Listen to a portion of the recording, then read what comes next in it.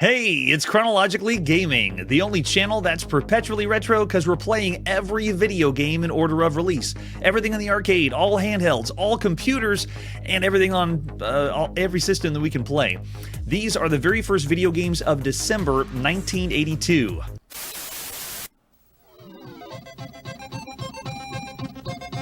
This is Starcade, TV's first video arcade game show. And we were last playing Airliner, or trying to play Airliner. Let's see what our next game is. We're in the United Kingdom a little longer. I'm playing on the Sinclair ZX81. This is Alien. No way, Alien? Ridley Scott's Alien? Let's check it out. Here's the box. Oh yeah, it's gotta be Alien. Look at the box. At least, is that 2 mouths inside of one? It's gotta be Alien. Destroy the aliens before he destroys your crew? Oh, look at that. That's pretty good, at least for the front of the box, or the cassette case, because everybody played video games on cassettes. Don't put this into your Walkman. Don't try to play the audio. Well, maybe a few of the games. All right, let's see the other artwork we have for Alien. Alien. All right, this one is only on the Sinclair ZX81. Only, and is the 91st video game we've played for this calculator-like micro. As far as the box goes, after that we have the cassette that we're going to be playing on our Sinclair ZX81, the tiny, tiny computer. And this is by PSS, Personal Software Services, the 6th video game we've seen by this company, popping out hits like Hopper, Crazy Kong, and Ghost Hunt. And there we go. We got an example of the screenshot. Oh, yeah. Here we go. Let's play some Alien. This is by P. Merriman, published by PSS at the beginning of December 1982. The very first time we've seen P. Merriman. Way to go, P. I don't really know his full name. Do we want instructions? Oh, yes. Yes, we do. How in the world do we play in this one? You are on board the transport ship Nostradamus, not to be confused with the Nostromo. Earthward bound when you pick up a mayday signal from a nearby planet. When you investigate, you discover an ancient alien ship. And while exploring, one of the crew members is attacked. You manage to get him back to the ship with a strange living creature attached to his face. Eventually, he dies, and the alien organism, which has been growing in his stomach, escapes and grows at an incredible rate. Earth forbids you to return with the creature still alive, so you must try and kill it. The game stimulates your attempts to do so as you stalk around the craft, hoping the weapon you have picked up will work against the creature. Wait a second, so this is not a licensed game based on Ridley Scott Alien, but that story is the closest story we've seen to Alien. It's even closer than the Atari 2600 version that we've seen. So this one is obviously going to be inspired by the movie Alien. Up to this point, we played Aliens on the Commodore PET, Alien on the VIC-20, Alien on MS-DOS, The Alien by UMI on the VIC-20, and The Alien by Avalon Hill. The only real licensed Alien so far is on the Atari 2600, but this already sounds better than that one. All right, so I'm excited. Here we go. Movement is with these keys. Look down at your ZX81 keyboard. S corresponds to the position that you're at right now. All right, so ready? You're shown as a small flashing square. I wouldn't have it any other way on the ZX81. The various letters scattered around the ship are weapons. You don't know which particular ones until you pick them up. Oh, that's helpful. To do so, you simply move through the letter, and you'll pick it up automatically. You can carry only one object at a time. The display will indicate the name of the weapon, though you won't know its effect on the alien until you try it out. So it's trial and error. That sounds a little bit like Alien. To leave the weapon, you press L. You will stop flashing and must press one of the direction keys, and it will throw that weapon in that direction, or you'll drop the weapon. In order to use the weapon against the alien, they have to be within 2 moves of you, and they must be in the room to drop the weapon, which you already do automatically after firing at the creature. All right, so wait, does that mean L is to drop and to fire? He must be in the room within... There must be room to drop the weapon, which you... Okay, so when you fire at the creature, then... Oh, there we go. F is to fire at the creature. You wait until you stop flashing and press a direction, and that's you using the weapon. The alien is also displayed as a single pixel, but can only be seen within about 10 moves from you. In general, it will move directly towards the navigation around its walls. This is intriguing. It also makes me feel like I'm actually playing Alien. The creature starts with 200 points, but any damage will decrease this value. When the points go below the 0, the creature is dead. All right, so when all 4 members of your crew have been killed, the game ends. The square, which is energy barrier that only you can pass. Good luck. To start the game, press any key or press S, and then instructions. We want to start. Yes, let's play some Alien. And look in the chat. No, there was no backlog released today. We are in December 1982. Okay, so we're carrying nothing, and I am represented by a single pixel. There I am. I'm over there at the very front of the Nostradamus, not the Nostromo. So it's keyboard controlled only. I'm very slowly moving around. It almost feels like it's turn-based as I'm pushing the key. It feels like it's waiting for another turn or waiting for something. And don't adjust your sound. There is no sound because on the ZX81, no one can hear you scream. So this one is... I actually don't want to pass through the barrier yet. I want to see if the alien gets a little close because I have no idea where it is. I can't see it until I get close. Oh, there it is. I see it. Let's get out of here. I'm backing up. I think I was too slow anyway. So you can see the alien is coming near the barrier, but it can't cross the barrier. But if I sit here, the alien is moving. Yeah, it can't cross. So I'm not making any decisions or moves, which means this is not a turn-based game. This is a real-time game. It's very slow real-time. You know, it looks like one move at a time. It doesn't even look like... Yeah, my movements can be simultaneous with the alien. Okay, so yeah, it's a real-time game. Very slow, but it's a real-time game, which means this is a very rare style of game. It is a real-time tactical video game. It's one of the very first we've ever seen, and I love that it's doing it with Alien. But how in the world am I going to get over where the alien is and go get some weapons? I know, Brian, they had to be really creative with this one. So of all the games we played that are like Alien, this one's the closest to the movie we've seen, way better than the Atari 2600 version. And I love that the inspiration they're taking from. Okay, let's actually go try to... Oh, wait, can I go through the force field? No, the alien's going to destroy me. Oh, no. If you go through the force field, it lowers it, and then the alien goes through. A sickening ring screams throughout the ship. All right, so let's go quick. Let's go get some items. So I'm going to go make my way through the force field.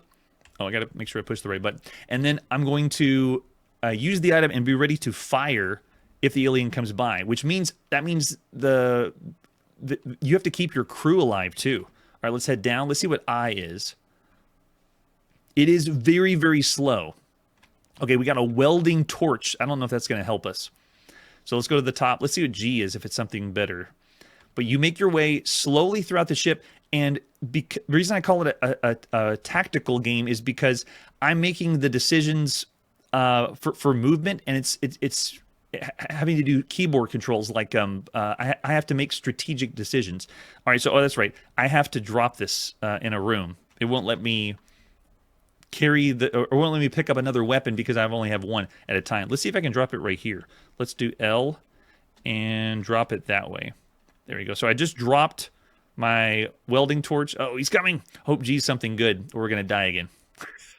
Oh, it looks like it's going in another room. All right, we got bottles of acid. I don't know if that's going to help because the alien's made of acid, but it may be randomizing it, where the alien dies from random things that you find. I know, right, Paul? Real time is really loose. I mean, this is real time when we consider December 1982, but there's nothing else. Fire, go. Slight damage. I think we stunned it. Okay, we got it. Let's go. Run, run, run. You can see the alien points, so we stunned it. Oh, it's right behind us. I think it's chasing us now. It is. The alien's running right after us. I'm just going to go right down the hallway and see what H is and see if that hurts the alien. We still have 3 members of our crew left, and while this is very, very slow and cumbersome, this is something different compared to all the other games we've seen up to this point, and it's a little special because it's based on the movie. I'm excited to play anything like this. All right, let's see what H is. H is a force generator. Fire, force. Oh, we got another sickening scream. That means it got us, which means we lost another crew member. Yep. So we get to play as each individual 4 crew members. At least it's not like The Alien by Avalon Hill, where the crew members are in different places of the ship. Yeah, I'm with you there, Mike. It's innovative, but it's not like super fun for all the games you could play. If you were into strategy games or games that require a little bit of tactics, then you'd be into this. But it's very loose. It's like proto real-time tactical. Kind of similar when we played Battlefield. That was on the video pack. It was like a real-time strategy game, but very barely a real-time strategy game. So it's got a lot of things that you have to. Oh, we got explosives. Fire them. You got to use a lot of your imagination too. Yeah, there's no effect on the alien. Great. All right, so this was a fun little romp checking out Alien for the very first time. I wanted it to be like the movie. I really did. And it is playing as close as we can to the movie, but it is slow. It's a slow experience. Would you have fun with this? I would say yes, if you were in the right mindset or the kind of person who would want to play a game like this. On the ZX81, there are better, more impressive arcade games and a lot more fun games to play than this. So I would give this, if it was only on the ZX81, maybe an above average because of how intriguing it is. But we're rating this against every other home computer that's available right now. And I would say this is still around the average range. So looking over the chat, I get mostly average from James.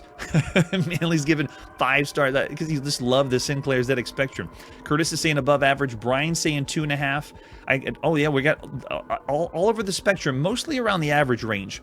For myself, I'm thinking 2.5 stars. For everything you could play across all home computers, it's interesting and intriguing. There is this randomness that may be a little bit cumbersome, but it is very, very slow. So I'm going to say 2.5 stars. Still an average game or around the average range for everything you could play on home computers right now. Alien. The Alien. I mean, before they got sued, I don't even know if they did or not. All right, let's see what our next game is. From one Alien game to another, our next game is Alien Swarm. This one is not to be confused with Alien Swarm that was on the Atari home computer by In-Home Software. We have too many games that have the same title. People need to make up new names. Here's the box for Alien Swarm. This is only on the Sinclair ZX Spectrum, and it is the 147th game we've seen for the Specky. And it's by Titan Programs. Look at that. It is a swarm of aliens. They're all flying out of the top. It's the 7th game we've seen by Titan Programs so far. And it's another one on cassette. We're playing video games on cassette. Here it is, Alien Swarm. Besides that, we have in Your Computer Magazine the top 10 games, at least from your computer, that are available right now. Flight Simulation on the ZX81 is number 1, and you see it's a mix of VIC-20, BBC Micro, and things like that. And this game is not on the list, just so you know. I know it might be a spoiler. All right, let's see what the manual has to say. Or a homebrew manual, if you will. The swarm are avowed to destroy the Earth at any cost, and you are the last line of defense in this battle of overwhelming odds. The swarm attack in 3 waves, each wave more deadly than the last. And I'll let you read the rest at your leisure. We're essentially going to have a wave of doodle bugs, and then a wave of luzzer bugs, and then laser bugs, and different enemies are going to be flying at us with different scores. Our controls are to move left, right, and fire. So Z, X, and fire. And we've seen that with shooters starting all the way back with Space Invaders. When you are eventually overwhelmed, how many alien swarm will you have destroyed? And it features all these different things. And this would have been on the inside sleeve, I believe, of the cassette case. May the Titan Force be with you. So this one was available. I have a few different versions. Let's play the first, Alien Swarm. Pop in that cassette by Titan Programs at the beginning of December 1982. All right, I'm ready to go. Push enter. I got my hands ready. It shows the Titan, and there you go. I'm moving left and right, and I can fire. Interesting. It is just a fixed shooter. It's move left, right, and fire. And my fire rate is surprisingly fast. I'm not able to pop up a lot of bullets at the same time, but I'm not doing something as simple as Galaxian. But we're off to a pretty good start. No one's died yet. Oh, there we go. It has a little break, and then it says, all right, you have 23 invaders left. We are on pass 2, so it changed the color a little bit, and it shows us our score. So this one's giving us a little reprieve from the action. Let's go in again, and look, it's changing the color. We're using all those colors of the Sinclair ZX Spectrum so that the kids in the playground can make fun of all the kids that are using the ZX81. And it does it again. We're on pass 3 now, and it shows 16 invaders left. So this is the 400th fixed shooter that we played on Chronologically Gaming. We've done it. 400 fixed shooters. This is the 231st that we played for home computers so far. And unlike all those fixed shooters that we played, this one doesn't play exactly like Space Invaders or exactly like Galaxian or exactly like Phoenix or exactly like Astro Fighter or exactly like Caterpillar or exactly like Mooncrester or Gorf. In other words, this is not exactly like those games. I can't call it a true variant, even though, you know, it's pretty much close enough. In fact, I'm surprised you wouldn't call this a shoot 'em up, because honestly, if you add a scrolling background, then you have a shoot 'em up. like we've played in the arcade. All right, so let's keep going. This is pass 4. We're still doing okay. Oh, they're getting so fast. Oh my gosh. I'm gonna just play it safe. And then it's changing color every time. So a cool idea on the ZX Spectrum for an arcade shooter. Look at that. I like that. And then it passes by again. It says we only have 3 invaders left. We're on pass 6. This is pretty cool. So it's doing something a little different. And so a few examples of games we've seen that are doing something not exactly like all those others I mentioned would be Star Mines on the Apple II, Defense Command on TRS-80, Alien Ambush on the Apple II and the Atari home computer, Galactic Avenger on the Atari home computer, Exit on the Apple II, BitBat on MS-DOS, The Black Hole on TRS-80, and Ming's Challenge on the Apple II. Just to name a few examples, this one's doing something not like all the other fixed shooters. Oh gosh, that's so fast. Okay, so we go to pass 7, still 3 invaders left. Whoa, it's going so fast. Now we got pass 8, 1 invader, pass 9. I think he got us. I don't know how many lives we have. And Marshall brings up Threshold. Yeah, it is kind of like that, a little bit. It doesn't have that meter for if you fire too much. Oh, and we did it. We go to the next round, and now it's changing the enemy types. That's pretty cool. So yeah, I'm having a fun time playing this one. On the Sinclair ZX Spectrum, this is pretty special. The way that the enemies go from the top of the screen and fly down works good. So, end of game. Put your name above. Can I do just 3? And then another game? Yeah. And then it starts over again. So I want to see, yeah, how many different enemies are part of this one. This is pretty nice. Sci-fi themed game.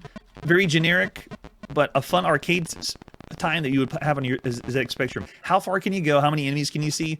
35 invaders left, it says here. I like that they're using the color. That's pretty good. Curtis has already thrown out 3 stars of all the games you could play up to this point. Yeah, I know. And couldn't saying too much pausing. Every time you die, you get a break. See? Take a breath, and then when you're ready to go in again, then hit enter, and then you're off attacking again or dying again. Nice. So this one is that game that could be a shoot 'em up or scrolling shoot 'em up if they had a background, but I had fun. Alien Storm's all right. Of all the games you could play across all home computers right now, this one is, I would say, pretty much right down the middle. It's a very average video game for everything you could play up to this point. On the ZX Spectrum, this is pretty fun. I could say 3.5 or 4 stars if it was only on the ZX Spectrum. But since this is going against everything on all home computers, even James is saying a little bit lower with 2 or 2.5 stars. If you're just now tuning in, the rating system is based on right now, December 1982. And if you say this game is broken, you'd be somewhere around the 1-star range. If you say this is a bad game, this would be somewhere around the 2-star range. If you think it's pretty average against all the games that would be released on all home computers right now, it'd be a 3-star game. If you think it's really good, an above average or excellent game, it's a 4-star game. But if you think it's one of the best games you could play on all home computers right now, you're somewhere around the 5-star range. So yeah, I got a 1.5 from Mike, going way low, 2.5, 3 stars. Yeah, I had a pretty good time. I wouldn't call it bad, and I wouldn't say around subpar. I'll say 3 stars for all the games you could play. There's a lot of shooters out there, but it's still all right. This is average, an average game in December 1982. And then Brian's thrown out 2.5 stars. All right, let's see what our next game is. Oh, that sound means it's time for another Star Trek variant, and oh man, do I have a special one for everyone that's a Star Trek fan, or fans of these games. This is all-cast Star Trek, one that is most likely not penetrated the Western world of video games. Let's check it out together. All-cast Star Trek. This one is only available on the NEC PC 8801. It's the 16th video game we've seen for this line of home computers, as well as the 8000 series of computers. And this one is by Hudson Soft, the 10th video game that we've seen by them up to this point. Now, the front of this box, I don't even know, this is the best one I could find, but look at this. It's an actual screenshot of the game, but it's tilted on its side. Very, very strange. I don't know if it's like pieced together, maybe taken from a magazine. I'm not quite sure. There's the cassette we're going to be putting into our PC 8801 to play all-cast Star Trek, and then that's it. And then we just have an example of the screenshot. I have no other information whatsoever. We're going to Japan and playing this one by M. Kasuya, released in the beginning of December 1982. Very first game we've seen by M. Way to go, M. I'm not sure. I have a few guesses on who it could be, but I'll just keep it what it has in the video game. Ah, space. The Final Frontier. I don't remember it being so colorful. It looks really nice. And Manly says he would have bought it because of the cover. All cast Star Trek. Look at this. This is high quality. Look at that Enterprise. This is one of the best looking Enterprises we've seen ever. Oh my gosh, they weren't kidding. Look at that. There is everybody. The whole cast of Star Trek is here. Wow. And I don't want to cut Uhura. There you go. We can press any key to continue. So everyone is here. The whole cast of Star Trek. This is another variant of Star Trek from 1971. This is the 71st game we've played that is a variant of Star Trek, or a fan game of Star Trek. It's inspired by the TV series, obviously. And this one's going to play like those other Star Trek variants. It's randomly generated, it has the time constraint, but we get to set this up, kind of play the way we want to play. So I love this drawing, though. This is like next level computing right now, right? Isn't this impressive? Wow. Okay, so now this is going to ask us a few questions about how we want to play the game in Japanese. So I'm going to do my best to answer. We're going to say yes, I want to do everything. Then it asks, how many Klingons do you want to play with? Which is kind of nice. I want to see and experience Klingons. So I actually want 50 Klingons, which means we're going to die. But otherwise, we'll be... I did on my playtest a few times where I just said I wanted 1 or 2 Klingons, and then I'm just roaming the galaxy and nothing happens. But I want some action. I want to see something that happens. And then it's going to ask how many years. Usually when you play a Star Trek game, it's how many years you have from the start date. This is giving us the option, which is already a plus, considering all the other games were based on the 1971 mainframe game, and you didn't have an option. It just said you have, I think, 30 years or start date years. So I'm just going to say, give me 60. It doesn't really matter. Yeah, this is crazy. And then how many bases do you want? Bases are going to help you in the game. So let's crank it up. Can we do 10? Give me 10 bases.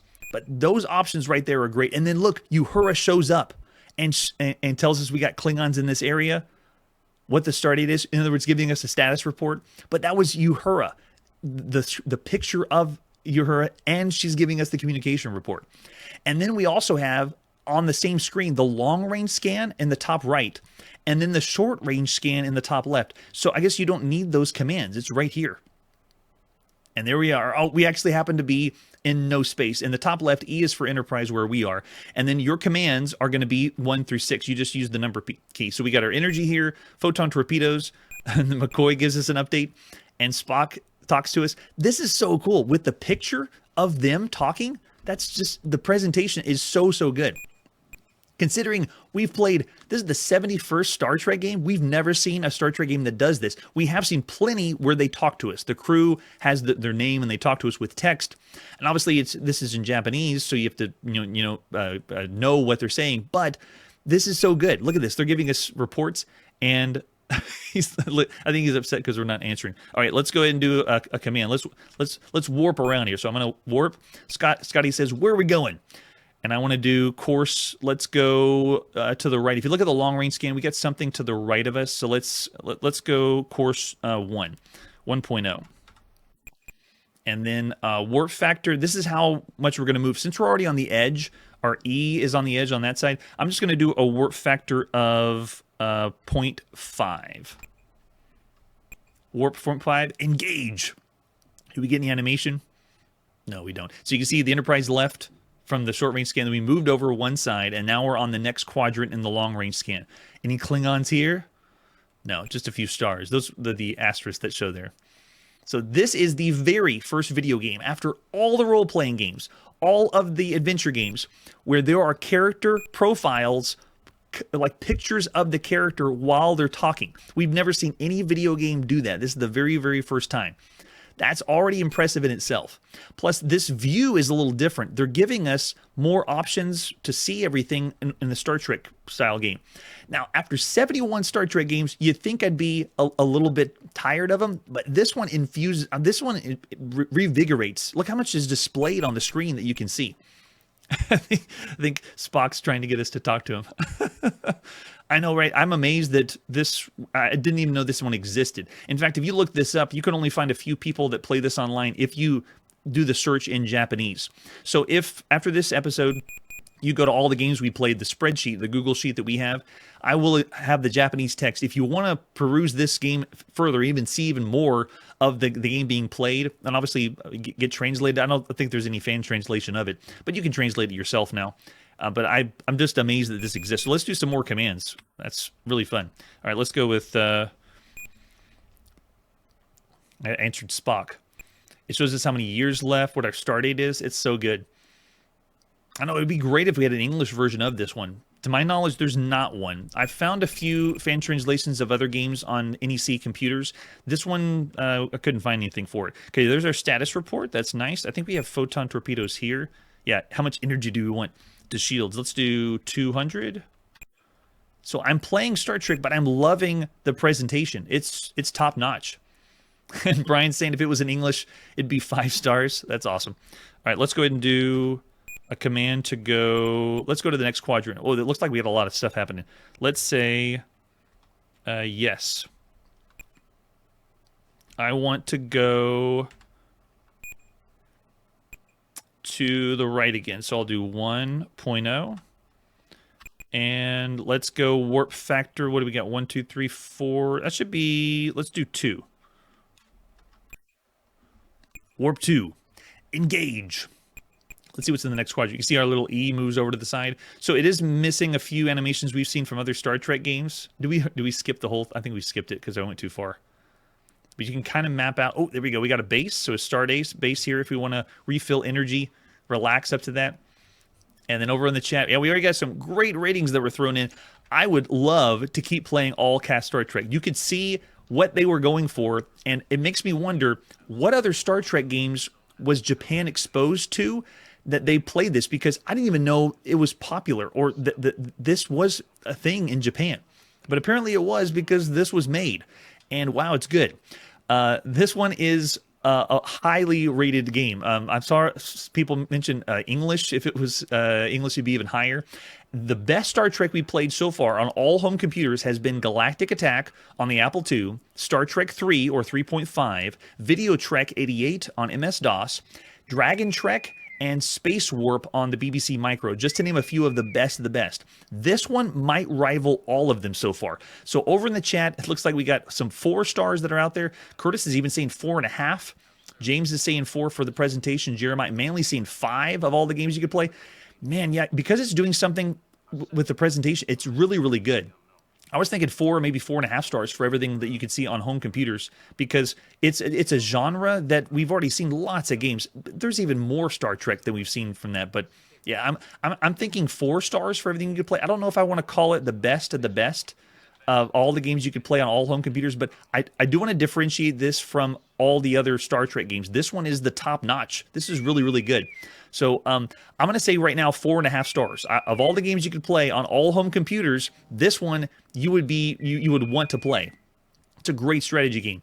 Now, if later I learn on multiple playthroughs or from translations, if there's more issues that would bring it down, then I might say 4 stars. But for right now, I'm going to say 4.5. Yeah. And then Kun's like, I don't know, 4, 4.5, 5. It's just really impressive to play a game that looks like this. All right, after that, let's see what our next game is. We're back on the Commodore VIC-20. Our next video game is Annihilator. And you gotta love a name like that. We haven't played any video game with the name Annihilator. This one's the first one. I feel like we should have played lots of games with Annihilator. So this one is the 329th game we've played on the Commodore VIC-20. A lot of games that are out there. Annihilator. This box is actually the later box. Mogul released this game in 1983. Part of the reason I'm showing games that are released in 1983 is to hopefully have less games to showcase, because they were first in 1982 right here. But that is the later box. Here is Annihilator. The first time you would have seen it would have looked like this on the Commodore VIC-20. By Victory Software Corporation. This is the 9th video game we've seen by Victory Software, and it is going to be released in 1983 by Mogul Communications, the 3rd time we've seen Mogul Communications. Defend your planet with Annihilator. And there it is. We're playing more video games on cassettes, or at least that one is the 1983 one, with an example of the screenshot. All right, so this one we have both versions. I'm going to play the very first one by Victory Software. Let's pop in that cassette and play Annihilator by Mike Wacker. released in the beginning of December 1982. Way to go, Mike. I'm ready to play. It goes right into an attract mode. Very, very nice. This is the third game we've seen by Mike Wacker. He did Video Vermin and Metamorphosis. Both are pretty good games. And I already know what we're going to play. Let's go in and tear it up. It is digital joystick controlled. I hit escape to start. And yes, I'm able to... Oh, I can turn back to the left. And I can turn to the right. What's with the animation of the enemies, though? Whenever I shoot the enemies, they just drop off the side of the screen. It's very amusing. So in a way, I felt first I was playing like Scramble or Super Cobra, but then I could turn around. But when I turn around, the enemies don't do anything. Oh man, this is another one of those contenders for. It's a game that's based on Defender because you can move your craft back and forth, but it's very loose Defender. I mean, we don't even have the radar for Defender. We don't have anyone to rescue for Defender. Yikes. And it's loud. Uh-oh, a squadron was destroyed. Did I go too slow? I'm supposed to go faster. Let's see if I'm supposed to scroll. No, if I scroll, looks like the enemies just stay in the same spot. What's this at the top? Do I have to get that? And we get a death march when we play, and then it goes right back to attract mode. Yikes. So this one is a shoot 'em up, a scrolling shoot 'em up. The 173rd video game we've played that is a scrolling shoot 'em up. This is the 107th shoot 'em up on home computers, and the 21st that we played on the Commodore VIC-20 alone. So far, the best shoot 'em ups that you can play on the Commodore VIC-20 have been Astro Blitz, River Rescue, Spiders of Mars, K-Star Patrol, Sidewinder, and games like that. So I understand how this is working with the digital joystick, which is kind of nice. But there's one thing I forgot. Let's go in again, because we did have the smart bomb. If you push spacebar, it actually looks like the game glitches out. But you have a super special bomb. But we're missing a lot of things to really call this a Defender clone. It's bare bones Defender. It's another one of those Commodore VIC-20 games, though, that your mom's gonna hate because it sounds just terrible. Oh, and Charlie said he'd rather play this one than the Alien Swarm one. I was more into the Alien Swarm one. This one feels like it's a little bit... notice the enemy patterns and how you're moving seem a little bit blocky, but whenever they die, they leave the screen so smooth.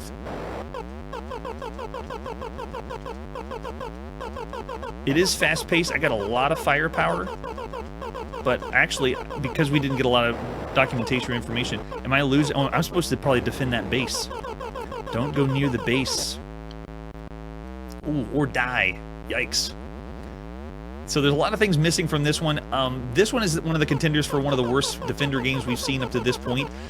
This is the 42nd variant of Defender we've played so far, or a scrolling shoot 'em up that allows you to go left and right, basically.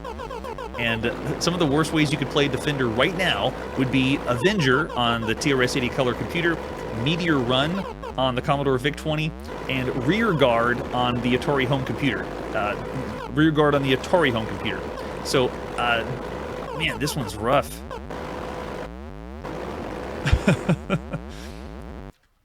All right, there's our quick taste of Annihilator. We annihilated them, or they annihilated us. I would still be okay playing the game, but there's a lot more that's out there that'd be better than this, because I would say this is close, but not as good as something like Aggressor, Andy's Attack, or Defenda that we played on Commodore VIC-20. And for all the games that I mentioned before, it's not really, I wouldn't say the worst of the worst, but it's low. Of all the games you could play, I'm thinking bad, just because it just feels like there's things unpolished. Enemies are showing up on the screen from everything we've seen up to this point. And we are going to see this later on the Commodore 64, because by law, all video games have to be ported to the Commodore 64. So looking in the chat, I got a subpar 2.5 stars from some people. I got a 1.5, 2.5. I'm actually, no one said 2 stars, but I was actually thinking more like 1.5 to 2 stars of all the games you could play on all home computers. It's kind of contentious. I'm somewhere between 1.5 and 2.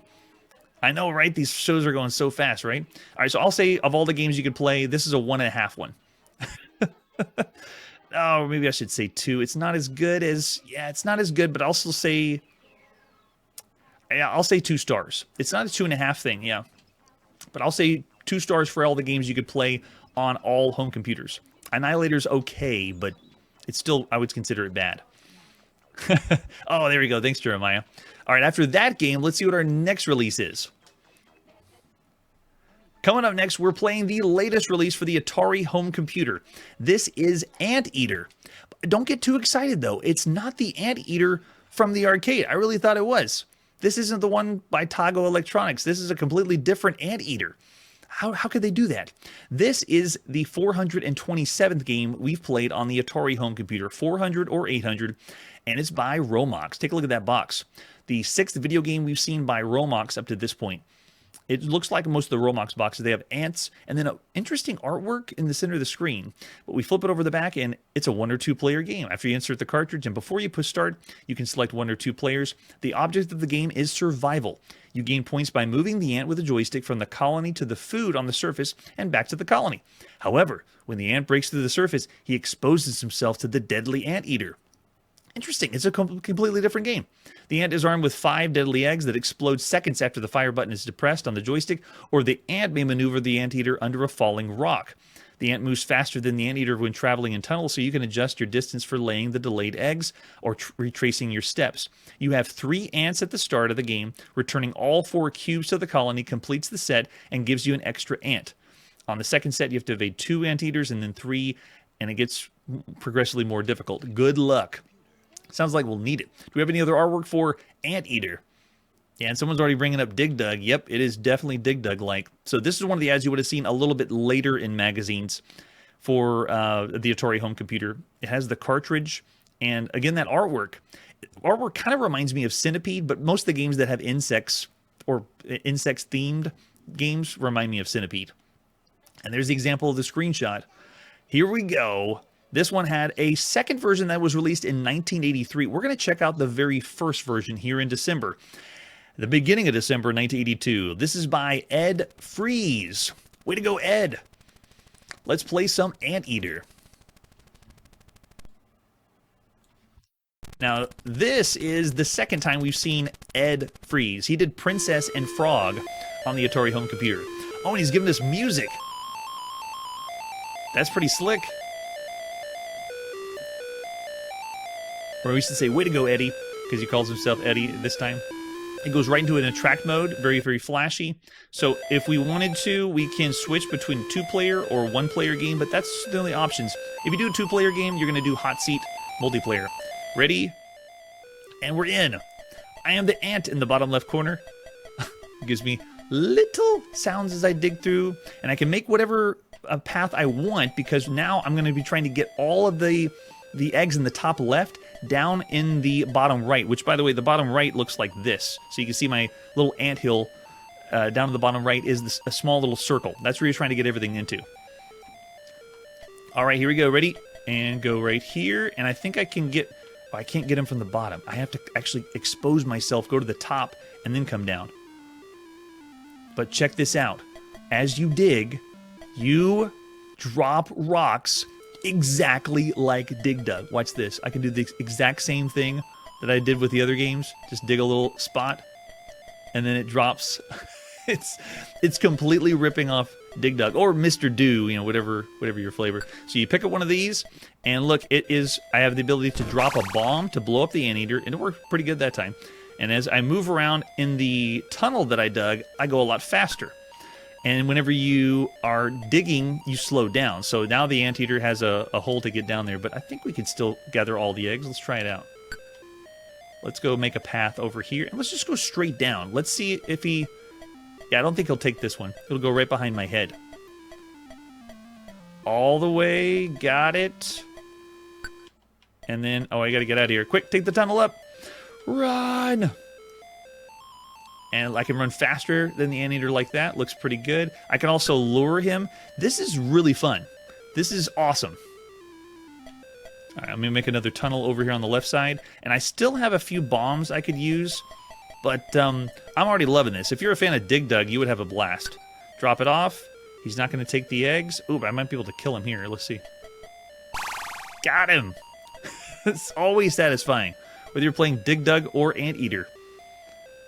How many people were confused, though? Because Anteater is in the arcades, and it's a completely different game. It's going to be done or redone later as a game called Oil's Well by Sierra Online. It hasn't been done yet, but this game, I would argue, is better than the Anteater in the arcade, and we're playing it at home, on a home computer. This is so fun. And yes, James brings up, it's like Dig Dug and Bomberman. Yeah, because I'm laying bombs? Totally, right? Go. Yes, kill the Anteater, but another one just respawns right in the exact same place. Let's see if we can still take the last egg. Go down here. We're getting also constant music playing at the same time, which is a really nice touch for any video game right now. So the quality for this is great. All right, we got our last egg. We move on to the next area, and I think they're going to add a second Anteater in if we give it enough time. But every level is take all the eggs in the top left, get them down in the bottom right, and have fun killing, stunning, temporarily disabling the Anteater with rocks and your 5 bombs. So cool. All right, so at this point on the show, this is the 17th video game that we played that involves digging, or a digging mechanic. This is the 46th video game where insects are a major point of the game. Bug-style games have been around for a while now. It's also a game that's using classical public domain music, so add that one to your list. This one is on, from my research, a cartridge size of 8 kilopower. So it's not the biggest we've seen, but still bigger. It's one of the same sizes you would see like on the Atari 5200. And it's obviously a variant of Dig Dug. Up to this point, we played Dig Dug games like Robbie Roto, The Pit, Mr. Do, Wiping, and Digger. And official Dig Dug is available on the Sword M5 that we've already seen, and we give that one 4.5 stars. This one, I would say maybe often more than that as far as like the quantity or the freedom you have, because playing as the ant roaming around, it works great. It works so good. We are going to see this game later on the Commodore VIC-20 and the Texas Instruments home computer in 1983. You would have played it right here first, December 1982 on the Atari home computer. Let's see if we can just blow him by another one. Oh, he didn't come after us. Yeah, so I look over the chat. I got some 4 stars of all the games you could play on all home computers. Yeah, this is really fun. For you really have the ability to play official Dig Dug right now, and so it's awesome. Yeah, and the fact that it's blending together. Someone mentioned Bomberman. Bomberman doesn't exist either. There's no such thing as Bomberman. So of all the games you could play across all home computers, Anteater is top-notch. It's very, very good. I'm saying like starting the rating at 4 stars for everything you could play on home computers, just because of how rare it is to see and play a game like this, Dig Dug. So I see, I'm also a fan of Dig Dug, so that might affect my rating too. So I see a 4.5 from James. Yeah, right. And the Atari, it helps because Atari computers are so good. Barclay saying 4.5 stars. I don't know if it's a 4 because the Trek game was a 4. And Mike's saying 3.5 stars. Yeah, I would say Anteater is it's difficult because the Dig Dug on the Sword M5 was a very, very well done Dig Dug. I actually want to say this one is around the same level for it, so I really don't want to call this less than that because it's very well done. It's good. 4 stars there. Yes, and you dig tunnels to actually make it as your strategy works pretty good. So I'm going to say 4.5. I'm going to say it's up to par with the Dig Dug we saw officially on the Sword M5. Maybe even better than that, depending on your flavor. And I see another 4 star from Marshall out there. I want to keep playing it. Another staple for a great video game right now. All right, that's where we got to put our video game playing on pause. Thanks everyone for joining me, checking out the video games released in the beginning of December 1982, especially everyone that's here for the live show. I see everyone over there. Thanks so much for joining. Next time on Chronologically Gaming, a collection of arcade games for the BBC Micro, an Asteroid Storm, a Space Invaders ripoff, and one of the highest rated Atari home computer games. That's it for today, and like I always say, Scotty already told you he can't give you any more power. Hey everybody, thanks for checking out the channel and joining me on my quest to play every single video game in order of release. We'll be streaming live every weekday at 9 p.m. Central, so join us and let us know if we missed any games along the way. This video would not be possible without Launchbox, RetroArch, and MAME. Tell all your friends there's some crazy guy named Chronologically Gaming trying to play every single video game. We have links down below that'll send you to places like our Discord and Patreon, and one that says all the video games we've ever played. If you go there, it's a list of everything, and you can click right to the game you want to see. Chronologically Gaming is the name to look for. We are perpetually retro, and we will catch you next time.